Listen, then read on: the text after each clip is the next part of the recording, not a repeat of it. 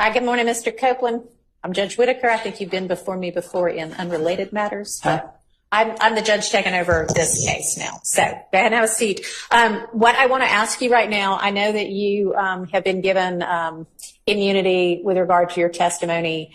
And there had been, at some point, you didn't want to testify. At some point, you did want to testify. The first question I have for you. I know when to testify. Okay. The first, well, right. Want to is maybe the wrong term. But my question for you right now is, do you have an attorney at all? I don't know. You don't know whether you have an attorney? I would think that would be a no then if you don't know whether. I was talking to Melnick, but. Melnick? Yes. Okay. Didn't he ask to be relieved as your attorney, and did you sign something saying that's okay, you can get out of this? I don't. You don't remember? Okay. Does anybody know whether that actually occurred? I don't believe it occurred. I believe that Ms. Bumpus. I know she was stand-in. She was stand-in, and I believe something was said on the record to the effect that Ms. Bumpus was relieved. But yeah, I know she was. There was nothing about Mr. Melnick to my knowledge. Okay, maybe There was. Ms. Bumpus actually said yesterday, I believe, during her testimony, that Mr. Melnick had directed her to tell Mr. Copeland that he could either exercise his, well, choose not to testify, right?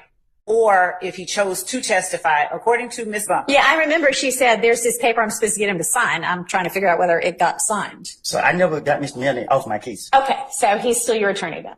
I guess. Okay, all right. Well, then that's the answer we've got for that. All right, so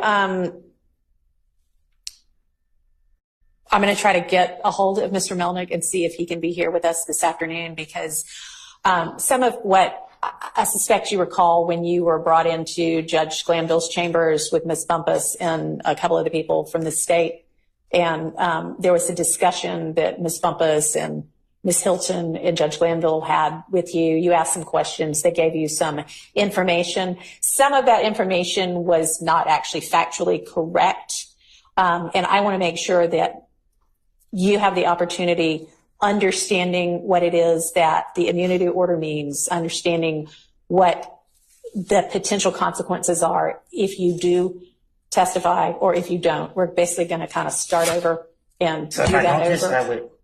So if I don't testify, how long are you going to hold me in jail? So, I mean, that's still an issue that you can be held in jail through the end of this trial. But I'd rather have Mr. Melnick here to advise you about the potential drawbacks and benefits of what, if there are any, of any of your. To the end of this trial?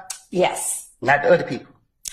Not as far as I believe, but the state, what, did you want to do some further research on that? Yes, just to advise the court of. Okay, so I just wanted to know, first off, do you have an attorney? Because if you do have an attorney, then your attorney may have some information, advice, and research for me about that. So I want to make sure that I tell you the correct thing about that, okay? So we're going to take a lunch break in a little while, and why don't we plan to have you back here on standby at least. I don't know who was in communication, but we need to reach out to Mr. Melnick, see what his availability is.